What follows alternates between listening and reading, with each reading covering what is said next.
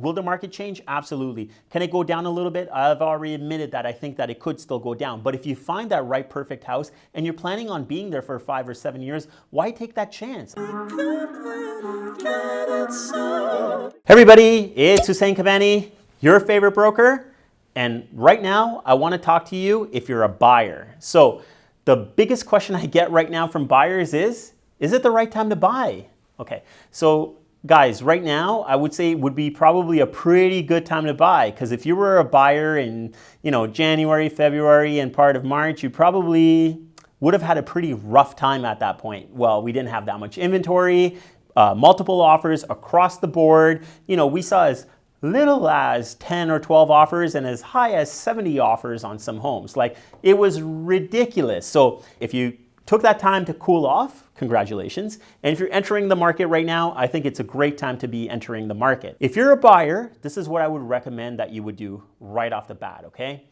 I would talk to a very good mortgage broker. Look, there's a lot of places, a lot of great banks and stuff like that, and I work with a lot of great banks and a lot of good mortgage agents at banks. But I have always found in my experience to work with a really good mortgage broker because they have options, okay?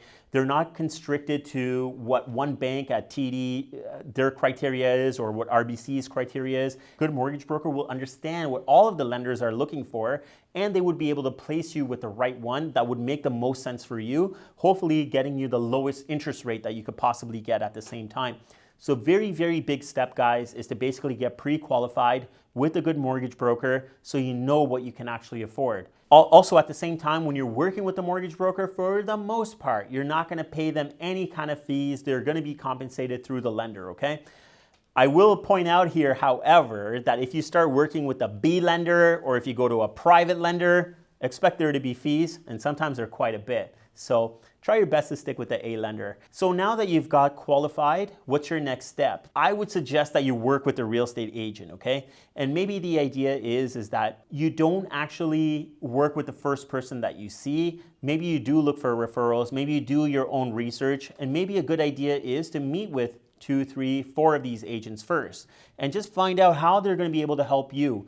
And if you have an idea of where you want to kind of move to, a general idea, maybe you do look at agents that work in that area to see how they can actually help you specifically with that area as well. When you do engage a real estate agent, I would say a real estate agent that is committed to helping you, they're also going to want a commitment back from you at the same time, okay? So there is something called a buyer representation agreement.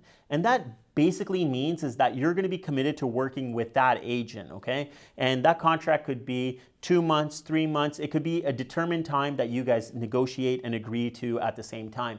But I think, in my opinion, that if there's an agent that's just taking you around everywhere, and it's not always the case, it's just my opinion, that they probably don't value their own time. If somebody's gonna come and work with me, I wouldn't mind, first of all, taking them out once or twice, and at least so they can understand how I work, how I prepare, and how I'm gonna show them the units. And if they're happy with that, I'm gonna ask them to sign a buyer representation agreement, so at least I have their commitment while I'm committed to them at the same time. Moving forward from that point, I would say that you really have to look at the market, and if you have a really good real estate agent, they're going to be able to keep you up to date with what's happening in the market and how prices have been changing. Once you do work with that agent, you guys narrow down a property that you guys like, what I would recommend is this. Even though it feels like a buyer's market right now, I'm telling you guys, it's not a buyer's market. At 15,000 listings available for sale, middle of May 2022, it's not a buyer's market. It feels like it, but it's not a buyer's market.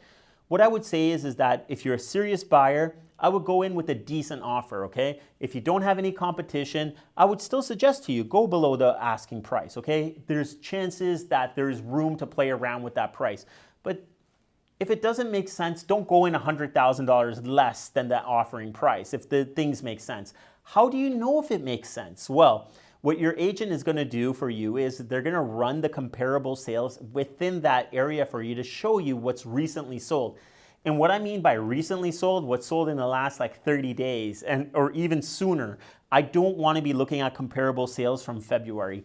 If you're in a situation where you're stuck with a property that you have to compare back to February, I would actually do the math and say, hey, how much has the market kind of come down to that? Maybe I would look at maybe a house that's a little bit different that has sold within that neighborhood and look for a similar house like that that sold at the height of the market to kind of see what the delta is between the two prices and maybe apply that delta to the house that you're looking at the same time. So what I would suggest, again, is to go in with a good offer, okay? Don't lowball that person because that person probably doesn't want to work with you or is not going to be really motivated to work with you. So if you're a serious buyer, make a good offer. I'm not telling you to go at the asking price, but make a good offer. I would suggest to you at this point in the market, you could probably go in with conditions. Even though you may not have to go in with conditions, maybe to protect yourself, it's still a good idea. You have your mortgage approval already if you followed my video, and you're probably pretty comfortable with that. But another thing to remember with this is that when you get your pre-approval, they're looking at you. There's two parts of qualifying for a mortgage, okay? One is you. How are you as a candidate to get a mortgage? What's your income? What's your credit? What can you qualify for? The next piece of it is the property that you're actually purchasing. That property actually has to qualify, okay? A lot of times the bank is going to want to make sure that the value is there for that property of what you're paying for it, okay?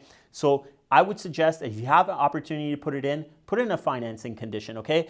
You know you can afford it in terms of the mortgage, but just make sure that the bank is okay with what you're paying with this and get a final approval before you move forward with it, okay?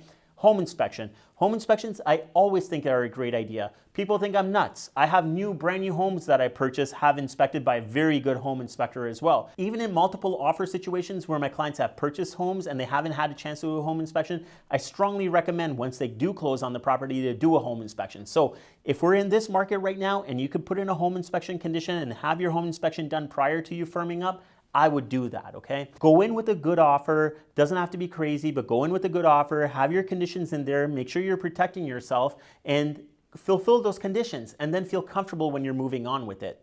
Now that we've kind of gone through the process, the question I get is this the right time for me to buy real estate?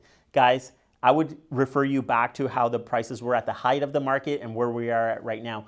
A lot of the examples I've seen, 12 to 13% if we want to be more precise, that's roughly what I've seen it come down from the height to now. Now guys, is there room for it to possibly come down a little bit more, 3 to 5%? Possibly, I'm not sure that that's possible, but I always look at real estate as a long-term investment. My idea of a long-term investment is a minimum of 5 to 7 years that you're going to be in that property. The way I would qualify this is a good time for you to buy is this. Do you like the house? Is it work for you? The layout work for you? Is the space enough? Do you have plans to grow your family? Are you guys planning to start a family? Is that going to be enough space for you for the next 5 to 7 years? If that means yes, then that's a good property so far. You know, the location has to work for you. And I would say that the numbers have to work for you. So if your payment comes out to being, you know, say $2,800 with your mortgage, your property tax, and what you factored in for utilities, and you're like, hey, that's a comfortable number for us. Like, we're cool with that. I would say move forward with that at that point. Get into the market because we don't know how the market changes. And not to be a scare tactic, will the market change? Absolutely. Can it go down a little bit? I've already admitted that I think that it could still go down. But if you find that right perfect house and you're planning on being there for 5 or 7 years, why take that chance? I think in 5 or 7 years, that property is going to appreciate. Again, I don't think it's going to appreciate like what it did from 2020 to into 2022. But I think that property is still going to appreciate at a normal range, maybe 3 to 5% when the market's kind of stabilized. So this is my advice for home buyers. If you are a home buyer that is considering buying property right now, let's set up a quick 15-minute chat. I would love to chat with you guys, give you some more specific pointers based on your current situation. I'm easy to contact. You could send me a DM or send me a text message, probably the best ways of getting a hold of me. Now, guys, this is where I get to the part of the video where I really need your help. I need you guys to like this. I need you to share it with everybody. And most importantly, I need you to subscribe to our amazing YouTube channel. And don't forget that we are going to be sending you notifications when we post awesome videos, okay? So until next time, guys, remember one thing, get Cabani, get sold. Sell it, sell it, sell it, sell it, sold. Sell it, sell it, sell it, sell it, sold. Sell it, sell it, sell it, sell it, sold. Sell it, sell it, sell it, sell it, sold.